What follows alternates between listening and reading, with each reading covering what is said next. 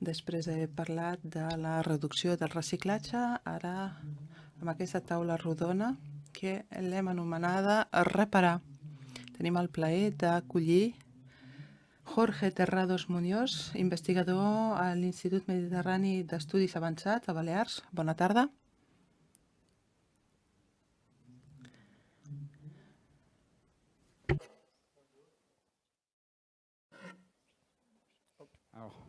Voilà.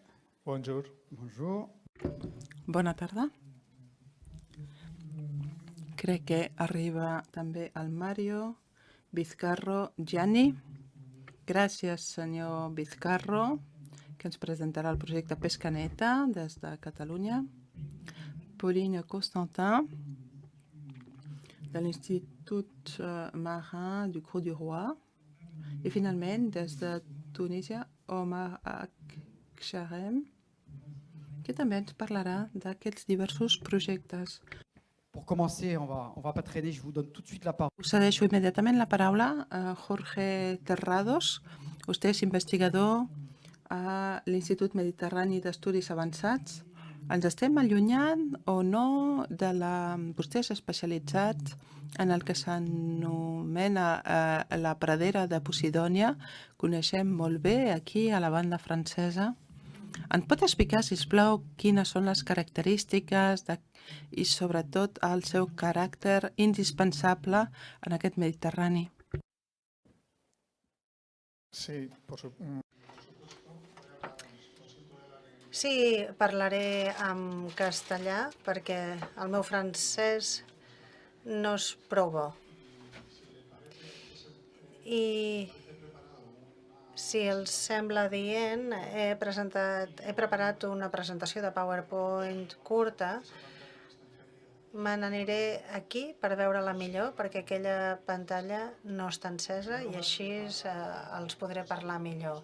Primer vull donar les gràcies al Consell Econòmic i Social de les Balears per haver-me convidat i també a la regió d'Occitània, Catalunya i l'Euroregió, Pirineus, Catalunya, per haver-me convidat al fòrum i presentar-los aquest tema. Jo no els parlaré de plàstics aquesta tarda. Ja sé que aquest col·loqui està centrat en els plàstics i la contaminació, però jo parlaré de reparar el mar i els parlaré de la Posidònia oceànica, que molts de vostès segur que ja coneixen, però crec que és important resumir breument, com m'ha demanat en Yannick, doncs parlar sobre la importància que té la Posidònia. És una espècie endèmica. Això vol dir que només està present a la Mediterrània i això té implicacions en la conservació d'aquesta espècie,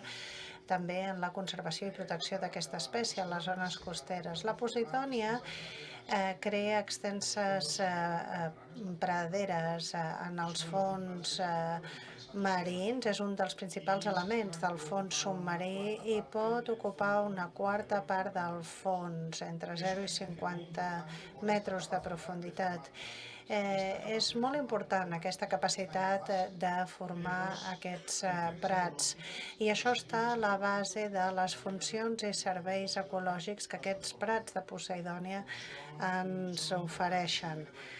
Són un important fons de treure carbons, dona hàbitat per molts organismes que no existirien o té un impacte en la qualitat i transparència de l'aigua i també atenua les onades i està relacionat amb moltes activitats costeres i turístiques de la zona. I per això l'hàbitat de les Posidònies va estar inclosa en els hàbitats de les lleis europees i si tenim un prat de Posidònia en bon estat, la seva presència ens està indicant que l'estat del mar està en un bon estat, com reconeixen altres directives de la Unió Europea. La Posidònia oceànica és una espècie que creix molt a poc. De fet, les seves tiges creixen de 1,5 centímetres l'any i la reproducció sexual és escassa i a vegades hi ha anys que no passa. No hi ha fruits, no hi ha llavors i no tenen aquesta capacitat de reproduir-se i expandir-se. Aquestes dues característiques, un creixement lent i aquesta floració i reproducció escassa i també irregular, fa que aquesta espècie tingui una capacitat molt limitada de recuperar-se dels mals, dels danys que li fem. Estem parlant de segles, 100 anys, perquè un prat de Posidònia es pugui recuperar. Com que té aquesta baixa capacitat de recuperació, és un ecosistema molt fràgil. De fet, hem perdut prats de Posidònia a molts llocs del Mediterrani. Segons els estudis, és entre un 5 i un 50% dels prats. I llavors es canvien les condicions del mitjà.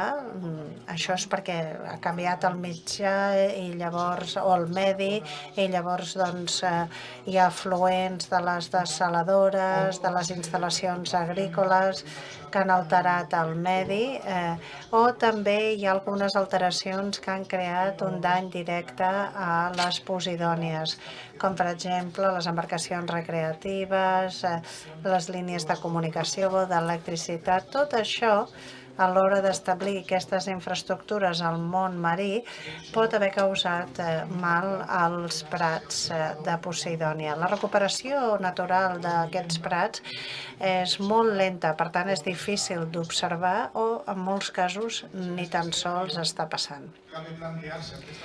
I en aquest sentit hauríem de pensar si és possible intervenir en el medi marí per poder recuperar aquests prats alterats, que es podria resumir amb una pregunta més senzilla. És possible plantar Posidònia? I això estaria emmarcat dintre dels principis generals de la restauració ecològica, entesa com un projecte d'ajuda a la natura per recuperar-se. És a dir, plantaríem si fos possible que hi hagués una recuperació d'aquest ecosistema. Ara els presentaré un projecte que estem duent a terme al nord de Mallorca, a Pollença. Es diu el Bosc Marí de Red Elèctrica, que és el principal operador de la xarxa energètica elèctrica a Espanya. I des del 2017, quan vam començar, entre el 2018 i el 2020, vam plantar 12.800 esqueixos produïts de manera natural per la dinàmica marina. No hem fet mal a cap prat per fer-ho.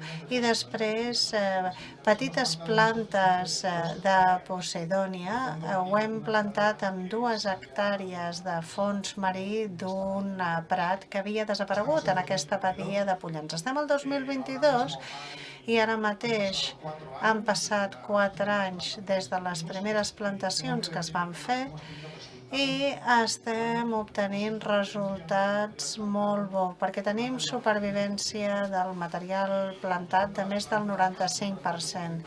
I pel que fa a les petites plantes, també un 48%. Són valors molt alts comparat al que s'ha fet a altres llocs del Mediterrani.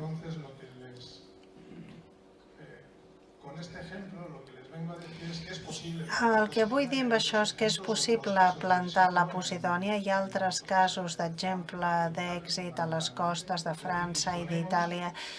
Disposem ja del coneixement i de metodologies adequades per fer aquestes plantacions de posidònies. En una restauració cal saber com plantar, però també on plantar, quan i per què plantar la Posidònia. I és per això que tenim uns criteris i guies que ens poden ajudar a l'hora de prendre la decisió de com restaurar i on fer-ho. Això ho hem fet a través de la recerca de restauració d'altres zones marines i hi ha un interès especial perquè el professor Durés va publicar una guia l'any passat de Posidònies i a Baleares tenim el Comitè Posidònia que ha adoptat una modificació d'aquests criteris a l'hora d'identificar llocs o projectes que podrien tenir més o menys, doncs, podria tenir un sentit ecològic al poder restaurar els prats. Pel que fa a aquesta restauració, és important fer un seguiment a llarg termini de l'espècie, perquè és una espècie de creixement lent. Estem parlant de dècades. Hauríem d'assegurar això durant dècades per assegurar l'èxit de la plantació i per avaluar també si es recuperen i a quin ritme es recuperen i el funcionament de les zones restaurades, així com es recuperen els serveis ecosistèmics associats a aquestes zones restaurades. I això no s'ha fet massa, gairebé res, i estem treballant en aquest sentit. També voldria dir-los que per la restauració d'espècies marines i de la Poseidona oceànica és una solució basada en la natura i són solucions que estan inspirades i recolzades per la natura, són eficients des d'un punt de vista econòmic i també social i mediambiental. Milloren l'estat de l'ecosistema.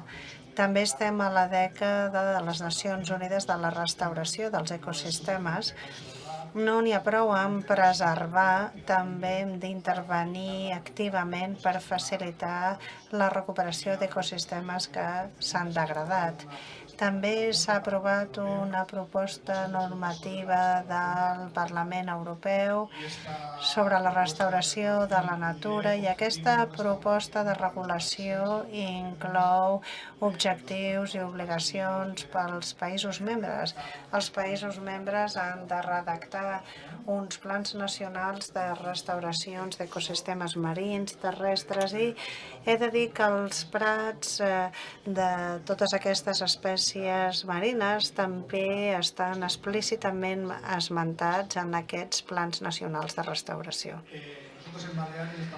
A les Balears estem treballant en aquest sentit i és un gran repte, és un repte per a les regions costeres mediterrànies.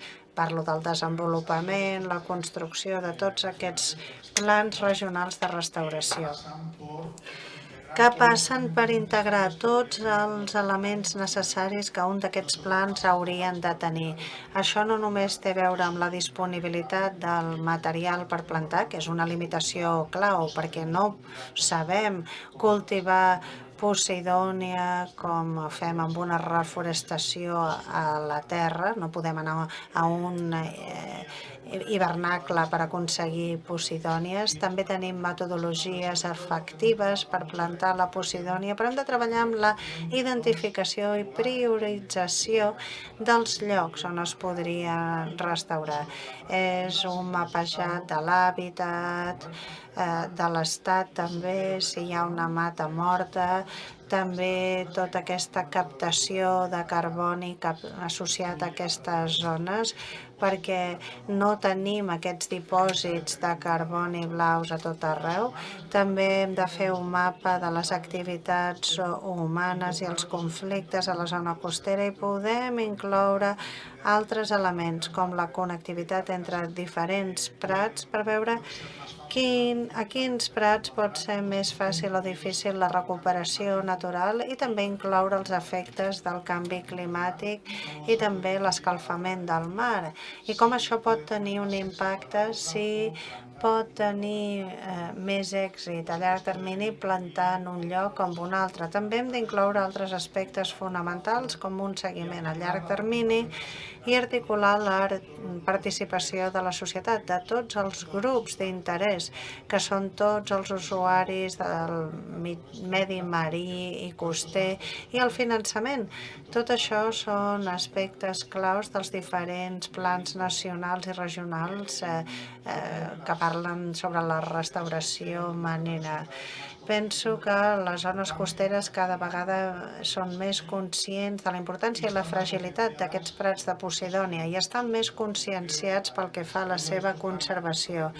I el desenvolupament d'aquests plans de restauració pot ser una oportunitat única per potenciar aquest resultat que vol la societat i per aconseguir aquest resultat positiu per a la natura i per a nosaltres. Moltes gràcies i això és el que volia dir aquesta tarda.